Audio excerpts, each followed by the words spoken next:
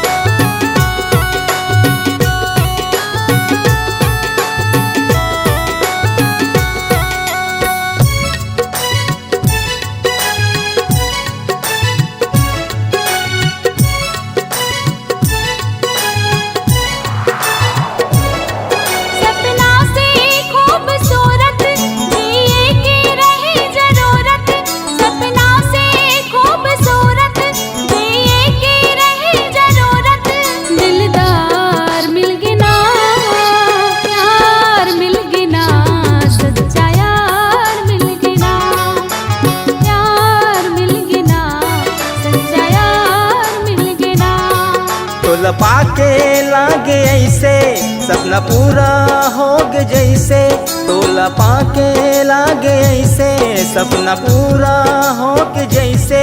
संसार मिल गया ना प्यार मिल गया, ओ दिलदार मिल गया ना प्यार मिल गया, ओ दिलदार मिल गया ना।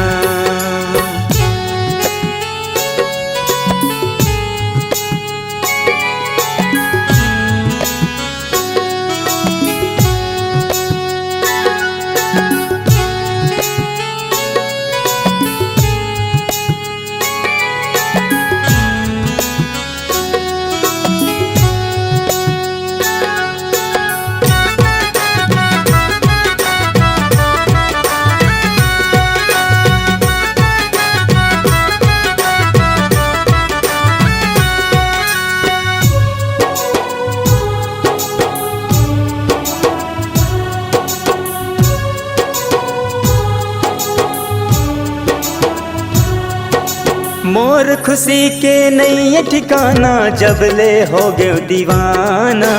दिल माया कन बंद कर ले छोड़ देते जमाना।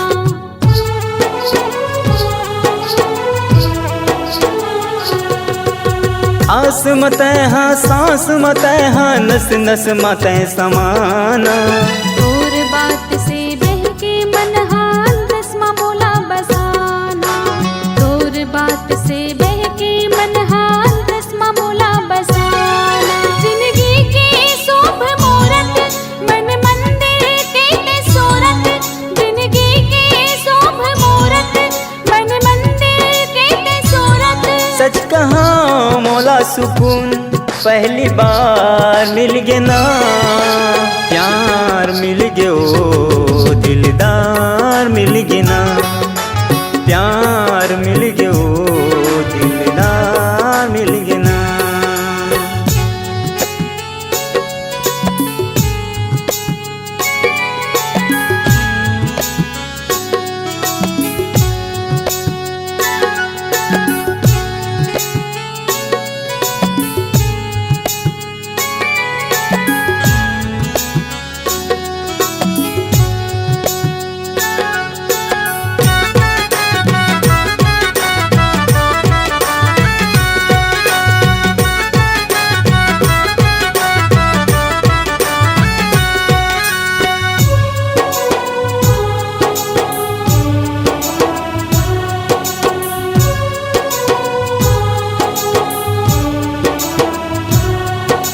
दिल हा कोरा कागज है रानी रंग मोहब्बत के चढ़ी।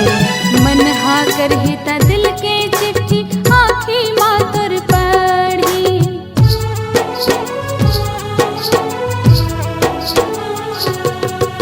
शुक्रिया है ऊपर वाला ला नाता जो तुर से जोड़े। करके बिहाते मौला पिया ले जाते अपन घरे। करके बिहाते मौला पिया ले जाते अपन घर। जोड़े हमला बना के भेजे हैं मुस्कुरा के।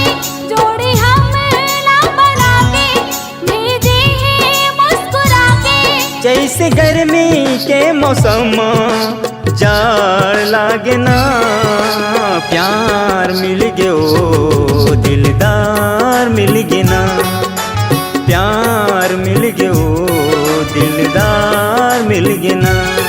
सपना से खूबसूरत जिए की रहे जरूरत, सपना से खूबसूरत जिए की रहे जरूरत, दिलदार मिल गए ना, प्यार मिल गए ना, सच्चा यार मिल गए ना, प्यार मिल गए ना, सच्चा यार मिल गए ना, प्यार मिल गयो दिलदार मिल गए ना, प्यार मिल गए ना, दिलदार मिल गए ना, प्यार मिल गयो दिलदार मिल गए ना।